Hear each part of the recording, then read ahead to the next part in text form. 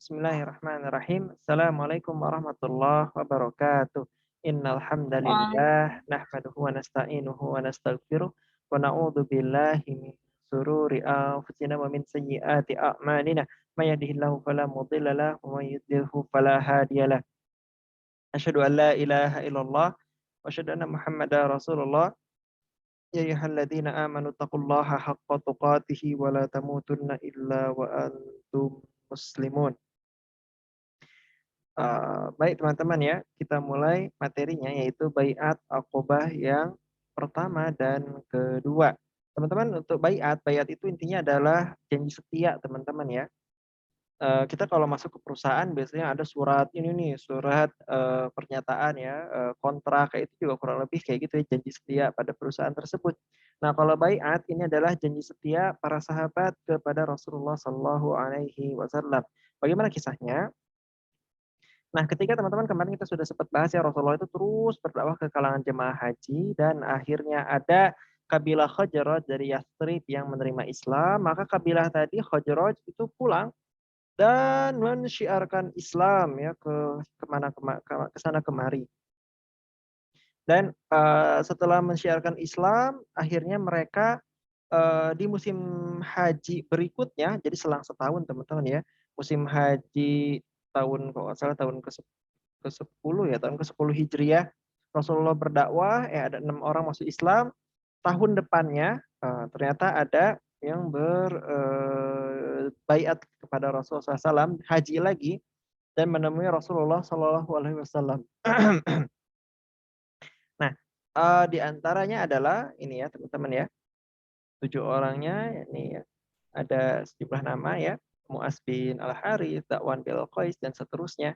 Ini adalah nama-nama orang yang nantinya berbaiat pada Rasulullah SAW di baiat Aqobah yang pertama. Jadi baiatnya adalah sumpah setia, janji pada Rasulullah SAW untuk terus berdakwah ya. Intinya adalah tidak syirik pada Allah, tidak mencuri, tidak berzina, tidak membunuh anak-anak sendiri karena biasanya takut lapar, ya, takut miskin, tidak berdusta, tidak durhaka pada Rasulullah, ya, padahal yang ma'ruf ya. Dan baiat ini dilakukan sembunyi-sembunyi ya, khawatir diserang oleh orang-orang kafir Quraisy. Juga termasuk diserang oleh orang-orang Yastrib lain yang sedang haji, karena kan tidak semua orang-orang Yastrib sudah masuk Islam ya. Islam masih sembunyi-sembunyi bahkan di kota Yastrib pada masa ini. Nah, akhirnya 14 orang tadi pulang dan ketika pulang mereka lagi-lagi terus berdakwah dan dari hasil baiat Aqobah pertama ini muncul satu nama sahabat yang mulia yaitu Mus'ab bin Umair. Teman-teman, Mus'ab bin Umair ini laki-lakinya greget ya. Gimana? Dia awalnya anak yang dimanja ya. Laki-laki yang pakaiannya istimewa, laki-laki yang parfumnya khas ya. Kalau Mus'ab bin Umair lewat ya beberapa saat kemudian orang-orang masih tahu bahwa Mus'ab bin Umair baru lewat karena bau parfumnya yang terus-menerus mewangi di sepanjang gang. Dia anak yang berlimpah harta, berlimpah haha ya dan seterusnya. Namun setelah masuk Islam dia dibuang oleh orang tuanya sehingga ia jatuh miskin ya, bajunya lusuh, kucel ya dan kulitnya bahkan bersisik karena tidak lagi pakai skincare. Nah, gitu teman-teman ya. Teman-teman, akhirnya Mus'ab bin Umair yang sahabat Nabi ini yang terkenal sebagai mukri atau qori ya yang bacaan Qur'annya sangat bagus. Akhirnya diutus Rasulullah SAW untuk ke Yathrib untuk berdakwah ya. Jadi orang-orang ini orang yang kucel kulehe yang kulitnya bersisik ini dikirim untuk berdakwah karena bacaan Qur'annya sangat bagus. Awalnya ia diterima di rumah As'ad bin Zurarah untuk berdakwah ya. Dan kalau As'ad bin Zurarah dan beberapa sahabat di Yathrib sudah menerima dakwah Islam ya. Namun teman-teman, ternyata keluarga besar dari suku Aus ya, salah satu suku di Yathrib ini masih belum menerima Islam dan masih emosi terhadap kedatangan Islam ya. Bagi mereka ya, ada 2 pemimpin suku Aus di sini yaitu Sa'ad bin Mu'az dan Usaid bin Hudair ya. Bagi mereka Islam itu hanyalah gangguan pikiran bagi orang-orang yang lemah akal gitu ya. Jadi ibarat isme-isme sesat yang datang ke kota Yathrib ya untuk mengganggu, merusak masyarakatnya. Nah, akhirnya mereka berdua, dua pemimpin ini yang awalnya sedang rapat, karena emosi Islam sekarang tiba di rumah keluarga mereka, yaitu di rumah As'ad bin Zurarah, maka mereka berencana untuk mengusir Rasulullah Shallallahu Alaihi Wasallam. Maka yang pertama diutuslah Sa'ad ya, maaf, maka iya ya, maaf, Usaid dulu ya, Usaid bin Hudair ya, diperintahkan oleh Sa'ad bin Mu'az sebagai pemimpin suku Aus untuk mengusir Rasulullah Shallallahu Alaihi Wasallam. Kalau saat dia enggan untuk mengusir langsung karena As'ad bin Zurarah ini adalah masih keluarganya Sa'ad bin Mu'az. Ayo ini teman-teman harus apa namanya? Harus mulai ingat ya. Bentar, coba ya. Saya tulis ya. Jadi mudah-mudahan di layarnya jelas teman-teman ya. Ada As'ad bin Zurarah. Kalau As'ad bin Zurarah ini adalah Muslim ya, Muslim sudah masuk Islam. Dia berkeluarga bersaudara dengan Sa'ad bin Mu'az. Nah, kalau Sa'ad bin Mu'az dia adalah pemimpin suku ya, pemimpin suku. Nah, berarti ini kan orang apa ya? Orang spesial ya. Nah, Sa'ad bin Mu'az menyuruh Usaid bin Hudair ya, Usaid bin Hudair ya, untuk mengusir Rasulullah. Ya, kenapa Sa'ad bin Mu'az meminta Usaid bin Hudair? Karena Sa'ad malu ya kalau harus mengusir sendiri karena As'ad itu bagaimanapun keluarganya ya, masih keluarga satu bibi ya. Nah kalau Usaid bin Hudair kan bukan keluarganya, dia lebih ringan. Nah pemimpin suku Aus ini meminta Usaid bin Hudair untuk mendatangi As'ad bin Zurarah ya dan meminta supaya Rasulullah SAW pergi ya, diusir. Nah, namun ketika datang Usaid bin Hudair mau ngusir-ngusir, pergi gitu. Namun kata Mus'ab bin Umair gitu kan, gimana kalau kamu duduk gitu kan, saya menyampaikan apa pesan saya, kalau kamu suka terima, kalau nggak suka saya pergi gitu kan. Jadi tawarannya sederhana gitu ya. Kata Mus'ab, saya mau pergi ya. Saya mau pergi kalau Usaid bin Hudair mau mendengarkan dulu dakwah Islam ya. Kalau suka ya silahkan diterima, kalau tidak suka nanti Mus'ab bin Umair akan pergi. Maka Usaid bin Hudair pun menancapkan tombaknya ya, tidak lagi mengusir dan duduk mendengarkan, barangkali memang apa yang disampaikan betul. Maka Mus'ab bin Umair pun menyampaikan Islam, membacakan Quran ya, menceritakan kisah ini dan itu. Maka Usaid bin Hudair pun sangat tertarik ya, sangat merasa bahwa ini bukan ajaran sesat ya, ini ajaran yang dari dulu orang Yahudi sampaikan dan Rasul ini memang benar-benar Rasul akhir zaman. Maka Usaid bin Hudair pun menerima dakwah Islam ya, dia berarti jadi masuk Islam. Nah, Usaid bin Hudair akhirnya pulang kepada apa namanya, kepada rapat para pimpinan tadi untuk menemui Sa'ad bin Mu'az yang pada saat itu masih menunggu ya, masih marah-marah gitu kan. Ketika sampai, Usaid bin Hudair bohong ya. Apa bohongnya? Bahwa As'ad bin Zurarah akan dibunuh oleh musuh suku Aus gitu kan. Maka Sa'ad bin Mu'az pun takut ya, takut keluarganya dibunuh, lari ya, pergi keluar rapat untuk melindungi As'ad bin Zurarah ya. Jadi Usaid bin Hudair ini ngibul ya, berbohong ya, supaya Sa'ad bin Mu'az datang menemui As'ad bin Zurarah sendiri ya, supaya bisa mengetahui kondisi Sa'ad bin Mu'az. Nah, Sa'ad bin Mu'az khawatir, takut As'ad bin Zurarah benar-benar dibunuh oleh musuh suku Aus pada saat itu, karena memang situasinya sedang perang juga. Maka ketika datang ya, Sa'ad bin Mu'az melihat As'ad bin Zurarah ya, keluarganya sendiri, dia melihat lagi duduk-duduk bareng Mus'ab, lagi baik-baik aja. Sa'ad bin Mu'az pun akhirnya sadar ya bahwa dia lagi dikibulin ya, lagi dibohongin sama Usaid bin Hudair. Saat tahu bahwa Usaid bin Hudair sebenarnya ingin saat mengusir sendiri atau bertemu langsung lah dengan As'ad bin Zurarah ya. Maka saat pun emosi ya, Sa'ad bin Mu'az pun emosi. Pergi. Ya, intinya As'ad bin Zurarah diminta untuk berhenti masuk Islam, dan Mus'ab bin Umair diminta untuk keluar dari kota Yathrib, pulang karena sudah tidak diterima lagi di kota Yathrib. Akhirnya Mus'ab bin Umair pun berkata lagi sama dengan Usaid bin Hudair, saya mau pergi, tapi coba kamu duduk dulu gitu kan, dengarkan dakwah Islam, dengarkan dakwah pesan saya. Nanti kalau kamu suka ya silakan ambil, kalau nggak suka saya bakal pulang pergi. Jadi sama persis ya dengan apa yang diminta ke Usaid bin Hudair. Maka saat pun bilang, ya saya memang orang cerdas gitu kan, saya pemimpin suku, saya punya ilmu, saya nggak bakal mudah dikibulin. Oke, saya duduk sekarang. Dia duduk, nancapkan lagi tombaknya ya, kemudian mendengarkan dakwah Mus'ab bin Umair, dibacakan Quran, didakwakan Islam. Lagi-lagi saat pun terpukau dengan dakwah Islam, dan saat pun akhirnya masuk Islam.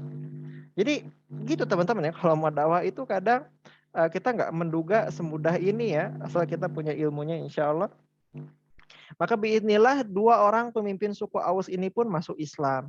Ya, maka Sa'ad bin Mu'adz pun akhirnya semangat dengan dakwah Islamnya, pergi kembali ke kaumnya dan kemudian membuat deklarasi ya bahwa seluruh suku Aus harus masuk Islam, jika tidak mau maka akan dikucilkan dari kaum ya. Saat bin Mu'adz tidak mau lagi berbicara dengan orang yang tidak mau masuk Islam.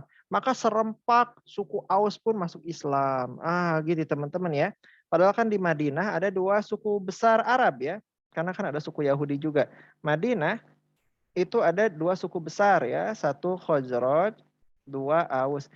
Khazraj kan udah masuk Islam duluan waktu di Mekah. Walaupun memang masih anak-anak mudanya. Aus sekarang sudah seluruhnya masuk Islam. Maka dengan ini dakwah Islam pun menyebar lebih pesat lagi ke seluruh suku Aus ya. Maka Mus'ab bin Umair pun akhirnya terus berdakwah di suku Aus, di suku Khazraj.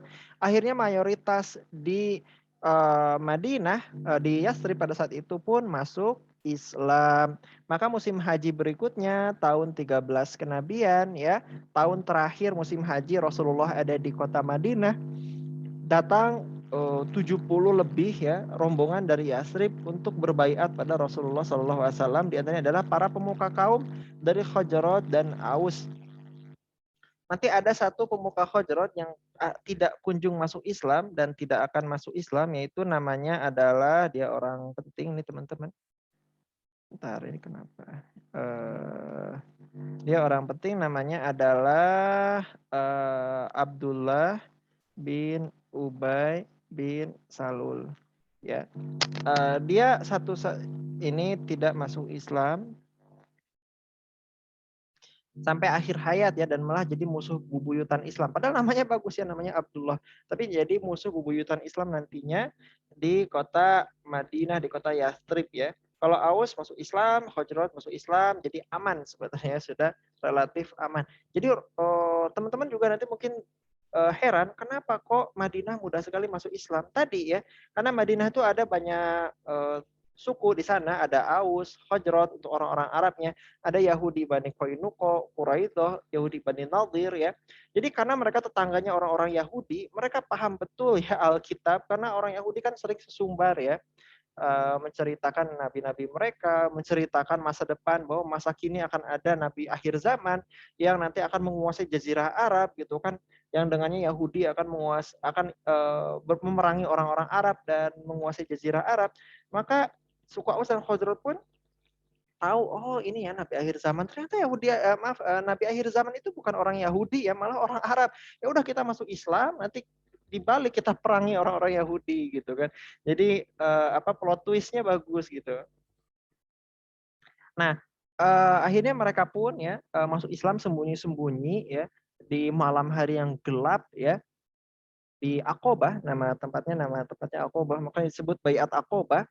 Nanti di sini mereka satu persatu masuk Islam gitu kan. Nah, sebelum masuk Islam, paman Rasulullah yaitu Abbas ya bin Abdul Muthalib ini khawatir terhadap nasib Rasulullah. Selama ini Bani Hashim, Bani Al-Muthalib ya, dengan segala upaya, walaupun upayanya masih lemah gitu kan, tidak berdaya melawan Quraisy yang banyak, tetap terus melindungi Rasulullah Shallallahu Alaihi Wasallam. Sekarang Rasulullah akan keluar kota Mekah menuju Yathrib, menuju Madinah nantinya. Maka Abbas pun khawatir terhadap nasib Rasulullah SAW. seluruh orang-orang Madinah diminta bersumpah untuk melindungi Rasulullah, menghormati Rasulullah ya, tidak akan menyerahkan Rasulullah pada musuh ya, dan seterusnya. Intinya Abbas tuh ingin benar-benar Rasulullah itu dijaga di Madinah. Dan Abbas bahkan menantang, kalau kalian ragu sedikit saja, berhenti dari kegiatan ini semua ya gitu kan. Biarkan Rasulullah di sini, kami yang tetap akan melindungi Rasulullah. Maka orang-orang Madinah pun ya separuh emosi menerima tantangan Abbas. Kami tetap akan menjaga Rasulullah, menerima Rasul, mengikuti Rasulullah, tidak akan menyerahkan Rasulullah pada musuh gitu kan. Mengutamakan Rasulullah ya. Semuanya bersikukuh tetap ingin membawa Rasulullah ke Madinah ya, karena sekarang Madinah mayoritas sudah masuk Islam, sudah aman untuk dakwah Islam dan Rasulullah siap jadi pemimpin di kota Madinah. Maka Rasulullah pun ya membaiat mereka semua dan Rasulullah tidak bisa menjanjikan apapun pada mereka selain surga ya. Rasulullah tidak punya apa-apa gitu kan. Akhirnya sepakat ya satu persatu disalami ya, laki-lakinya disalami, kalau perempuan tidak disalami ya, cukup di hadapan Rasulullah saja. Kalau tidak salah ada 2 perempuan itu ya, 2 perempuan hanya ucapan saja ya diterima sumpahnya. Nah, di akhir baiat setan emosi ya, setan emosi bahwa Rasulullah sekarang punya tempat baru, maka setan pun ya atas ini ya perlindungan Allah juga, karena kalau bisa kan setan mengganggunya dari awal. Tapi setan ternyata mengganggunya di akhir baiat. Setan berteriak ya di Aqobah dengan suara yang sangat tinggi yang terdengar ke seluruh kota Mekah gitu kan. Bahwa Rasulullah ya, bahwa kaum muslimin sudah ada baiat ya, yang Rasulullah itu nantinya akan memimpin kota Madinah ya. Intinya setan mengumumkan baiat yang sedang terjadi gitu kan. Maka kota Mekah pun geger pada malam itu gitu kan. Ada apa? Ada apa? Kenapa ada suara aneh tadi? Ya ada suara kalau Rasulullah itu sedang ada baiat ya pada Rasulullah SAW dari orang-orang Yathrib. Maka orang-orang Mekah pun geger ya. Orang-orang Mekah menginfeksi kemana-mana yang nantinya akan ketahuan bahwa benar orang-orang Yathrib bukan hanya sekedar haji pada tahun ini, melainkan benar-benar membaiat membaiat Rasulullah Shallallahu Alaihi Wasallam. Ya, bentar mana ini? Dan teman-teman ini ya, ketika Rasulullah SAW menerima baiat dari Yathrib, ini sebenarnya Rasulullah sedang mendapatkan banyak keuntungan. Pertama, Yathrib adalah jalur perdagangan, sehingga banyak orang lalu lalang ya, strategis posisinya. Terus Yathrib dihuni oleh orang-orang Yahudi ya, sehingga tadi dakwah tauhid sudah tidak asing ya. Masyarakat relatif sudah banyak mendengarkan dakwah tauhid dari orang-orang Yahudi, walaupun tentu dakwah dari Yahudi sudah banyak yang dibelok-belokkan. Yang ketiga, ya, kota Yathrib itu yang nantinya jadi Madinah adalah kota yang dilindungi oleh pegunungan dan kebun kurma, sehingga cocok untuk posisi bertahan dalam berbagai kondisi serangan.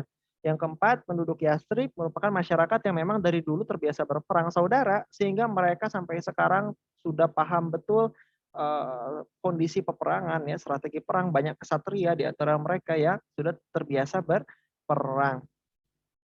Nah ya, ini tadi gangguan setelah baiat itu setan mengumumkan ya kepada orang-orang bahwa ada perjanjian ya. Di akhir baiat ini setan menyampaikan bahwa kaum orang-orang Yathrib sedang berkumpul, berbaiat dan siap untuk memerangi orang-orang Mekah ya. Suara ini diteriakan setan di Aqobah sampai-sampai tadi ke Madinah terguncang ya, bahwa Rasulullah sekarang sudah punya kaum, sudah punya pengikut yang siap memerangi Mekah, maka orang-orang Quraisy pun tadi geger ya, dan nanti lambat laun diselidiki ternyata benar ada baiat terjadi. Nah teman-teman, akhirnya Rasulullah SAW pun berhijrah ya dari Mekah ke Madinah, nanti insya Allah akan dijelaskan. Tetapi sebelum Rasulullah hijrah, maka yang hijrah itu kaum muslimin Mekah terlebih dahulu ya. Jadi teman-teman ya, ketika Rasulullah sudah selesai baiat, Yathrib sudah yakin aman, maka sahabat Nabi sedikit-sedikit hijrah ke Yathrib ya, sembunyi-sembunyi ya. Walaupun orang-orang Quraisy tahu ya bahwa orang kaum muslimin itu hijrah ya, tetapi mereka juga bingung cara mencegahnya ya, tidak bisa banyak mencegah ya. Ada yang hijrahnya malam, maka mereka selamat. Ada yang hijrahnya siang, maka mereka dipukuli ya, mendapatkan kekerasan fisik ya. Sampai-sampai orang-orang Quraisy ada yang bilang ya, kami tidak tega sebenarnya memukuli kalian gitu kan. Tapi kalian tahu kami sedang memerangi Rasulullah. Kalau kalian mau hijrah, setidaknya hijrahnya malam-malam gitu kan. Kami malu dilihat orang kalau kami kalah dengan kalian. Jadi dibocorin juga gitu kan kenapa orang-orang kaum muslimin dipukuli karena orang-orang Mekah malu ya kalau mereka kalah begitu saja gitu kan. Kalau sembunyi-sembunyi kan setidaknya tidak dilihat banyak orang. Akhirnya kaum muslimin sedikit-sedikit hijrah, terutama pada malam hari. Kalau Umar memang beda sendiri ya, Umar greget banget. Umar siang-siang teriak, siapa yang ingin istrinya menjadi janda, anaknya menjadi yatim, ibunya menangis karena kematian anaknya, maka silakan cegah saya berhijrah gitu kan dengan pedang terhunus menantang orang-orang ya apa ada yang berani mencegah Umar untuk hijrah gitu kan. Orang-orang pun hanya bisa ngeliatin gitu kan, nggak bisa berbuat. Umar emang greget banget ya. Orang lain hijrahnya sembunyi-sembunyi, kalau ketahuan dipukulin ya. Umar tiba-tiba siang siang hari masih pengumuman gitu kan, siapa yang ingin gitu kan, istrinya jadi janda, anaknya jadi yatim gitu, ibunya menangis gitu kan karena kehilangan anaknya, maka silakan cegah saya hijrah gitu kan. Ini intinya Umar pengen ngebunuh siapapun yang mencegahnya. Dan orang-orang pun tahu kalau Umar udah menghunus pedang, udah nggak bohong, akhirnya Umar pun hijrah gitu kan. Nah, kalau Abu Bakar dan Ali bin Abi Thalib diminta untuk menemani Rasulullah sampai nanti seluruh kaum muslimin hijrah, nanti Abu Bakar dan Ali ya akan menemani Rasulullah terakhir hijrah ya. Dan nanti ada strategi ketika Rasulullah hijrah tidak sembarangan ya. Dan orang-orang Mekah juga greget banget ya, ingin supaya untuk membunuh Rasulullah Shallallahu Alaihi Wasallam sebelum Rasulullah pergi. Dan benar teman-teman, hebat strategi Rasulullah. Bayangkan kalau misalkan Rasulullah hijrah duluan, apa nasib kaum muslimin yang ditinggalkan? Ya, apa nasib kaum muslimin bila Rasulullah hijrah duluan? Maka kaum muslimin akan jadi tawanan ya, disiksa, dibantai, ditahan ya sampai Rasulullah mau menyerahkan diri. Tapi ini enggak, Rasulullah membiarkan kaum muslimin hijrah terlebih dahulu sehingga Rasulullah nanti hijrah terakhir dan kaum muslimin aman ya dari siksaan orang-orang kafir. Nanti teman-teman beres ini ya materi berikutnya besok berarti kita ngebahas hijrah ya. Besok kita bakal membahas hijrah insya Allah. Baik teman-teman, ini materi dari hari ini. Apakah ada yang mau ditanyakan? Atau suara saya apakah jelas teman-teman ya? Mudah-mudahan jelas. Intinya hari ini kita membahas tentang baiat akobah pertama dan kedua. Kalau baiat akobah pertama ini adalah janji ya kurang lebih 14 kaum muslimin di Yastrib untuk membela dakwah Islam, terutama menyebarkan Islam di awal-awal ya. Kemudian setelah berdakwah Islam ternyata nanti biiznillah atas izin Allah Mus'ab bin Umair dan suku Aus ya berdakwah Islam, terutama pemimpinnya Sa'ad bin Mu'az ya yang mewajibkan seluruh suku Aus masuk Islam ya. Nanti ada satu orang yang tidak masuk Islam atau masuk Islamnya belakangan ya, yaitu Al-Usairim, kalau saya tidak salah nama Al-Usairim, nanti belakangan terakhir masuk Islam. Tapi intinya suku Aus diwajibkan masuk Islam oleh kepala sukunya. Makanya teman-teman ya, kalau teman-teman di sini punya kekuatan, punya pengaruh, punya harta, tahta ya, punya anak buah, silakan digunakan untuk dakwah Islam. Nanti kayak Sa'ad bin Mu'adz ya, rame-rame pahala orang-orang masuk Islam, dia yang tanggung ya, dia yang ambil kebaikannya. Dan repot kalau teman-teman punya kekuasaan, kekuatan itu dipakai untuk maksiat, nanti kerusakan tersebut dosanya ditanggung teman-teman. Makanya silahkan ya, teman-teman punya sosial media, teman-teman punya apa ya, punya harta, punya ilmu ya, punya apapun itu silahkan digunakan untuk dakwah Islam. Baik teman-teman, apakah ada pertanyaan? Karena materinya sudah berakhir, kalau tidak ada ya tidak apa-apa. Mudah-mudahan jelas teman-teman ya. Kalau ada yang mau ditanyakan silahkan ditanyakan. Selesai materi ini silahkan diisi kuis 8 bayat akobah pertama dan kedua. Ada cukup waktu sampai berbuka puasa. Baik, kalau tidak ada pertanyaan, mari kita tutup dulu ya dengan berdoa kepada Allah Subhanahu wa taala. Ya, kita bersolawat kepada Nabi kita tercinta dengan salawat Ibrahimiyah. Bismillahirrahmanirrahim. Allahumma shalli ala Muhammad wa ala ali Muhammad Kama sholaita ala Ibrahim wa ala ali Ibrahim wa barik ala Muhammad wa ala ali Muhammad kama barakta ala Ibrahim wa ala ali Ibrahim fil alamin innaka Hamidum Majid. Kita berdoa untuk orang tua kita, keluarga kita, kakak adik kita semuanya. Rabbi firli wali walidayya warhamhuma kama rabbayani shaghira. Rabbana hab lana min azwajina wa dhurriyyatina qurrata a'yun waj'alna lil muttaqina imama. Rabbana la taj'al fitnatan lil ladzina amanu rabbana innaka ra'ufur rahim. Allahumma ya muqallibal qulub tsabbit qalbi ala dinik.